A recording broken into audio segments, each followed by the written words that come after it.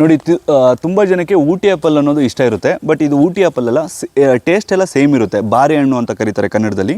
ಇದು ನಿಮಗೆ ಪ್ಲಾಂಟೇಷನ್ ಮಾಡಿದ್ಮೇಲೆ ಒಂದು 6 ಮಂತ್ಸ್ 3 ಮಂತ್ಸ್ಗೆಲ್ಲ ಕಾಯಿ ಶುರುವಾಗುತ್ತೆ. ಕೆಲವೊಂದು ಗಿಡದಲ್ಲಿ ಆಲ್ರೆಡಿ ಕಾಯಿ ಇರುತ್ತೆ. ಸೊ ಯಾರು ಈ ಊಟಿ ಆ್ಯಪಲ್ನ ಹೆಚ್ಚಾಗಿ ಇಷ್ಟಪಡ್ತಾರೋ ಅವರು ಇದನ್ನು ಹಾಕೋಬೋದು. ಮತ್ತು ಇದಕ್ಕೆ ಜಸ್ಟ್ ಒಂದು 18 ಇಂಚ್ ಪಾಟ್ ಹಾಕಿದ್ರೆ ಸಾಕು, ಅಥವಾ 12 ಇಂಚ್ ಪಾಟ್ ಹಾಕಿದ್ರೂ ಕೂಡ ನಿಮ್ಗೆ ಆರಾಮಾಗಿ ಬೆಳೆಯುತ್ತೆ. ಆ್ಯಂಡ್ ಮೈನ್ ಥಿಂಗ್ ಏನಪ್ಪ ಅಂದರೆ ಇದರಲ್ಲಿ ಗಿಡ ನೀವು ಬಿಡ್ತಾ ಹೋದರೆ ದೊಡ್ಡದಾಗ್ತಾ ಹೋಗುತ್ತೆ.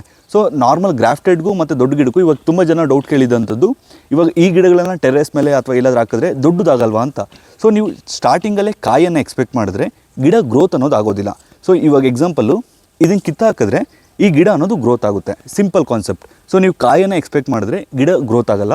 ಕಾಯಿ ಎಕ್ಸ್ಪೆಕ್ಟ್ ಮಾಡಿಲ್ಲ ಅಂದರೆ ಫಸ್ಟು ಸ್ಟಾರ್ಟಿಂಗಲ್ಲಿ 1 ವರ್ಷ ಅಥವಾ 2 ವರ್ಷ ಅದಕ್ಕೆ ಕಾಯಿ ಬಿಡೋಕ್ಕೆ ಬಿಡೋಲ್ಲ. ಯಾವುದೇ ನರ್ಸರಿಯವರಾಗಿರ್ಬೋದು ಅಥವಾ ರೈತರಾಗಿರ್ಬೋದು, ಆ ಕಾಯನ್ನು ಕೀಳ್ತಾ ಹೋದವಾಗ ಗಿಡ ಅನ್ನೋದು ದೊಡ್ಡದಾಗ್ತಾ ಹೋಗುತ್ತೆ ಅಷ್ಟೇ. ಸೊ ಆಗಿನ ಕಾಲದಲ್ಲೆಲ್ಲ ನಾಟಿ ತಳಿಗಳು ಫಸ್ಟ್ ಅದಕ್ಕೆ 5 ರಿಂದ 7 ವರ್ಷ ಏನಕ್ಕೆ ತೊಗೊಳ್ತಿದ್ವು ಅಂದರೆ ಕಾಯಿ ಬಿಡೋದು. ಫಸ್ಟು ಗಿಡ ಅನ್ನೋದು ತುಂಬ ದೊಡ್ಡದಾಗ್ತಿತ್ತು, ಆನಂತರ ಕಾಯನ್ನು ಬಿಡ್ತಿದ್ವು. ಇವಾಗೆಲ್ಲ ಗ್ರಾಫ್ಟೆಡ್ ಬಂದಿರೋದ್ರಿಂದ ನಿಮ್ಗೆ ಒಂದು 1 ಇಯರ್ 2 ಇಯರ್ಗೆಲ್ಲ ಕಾಯಿ ಶುರುವಾಗುತ್ತೆ. ಸೊ ಗಿಡ ಅನ್ನೋದು ಕುಳ್ಳದಾಗೆ ಇರುತ್ತೆ.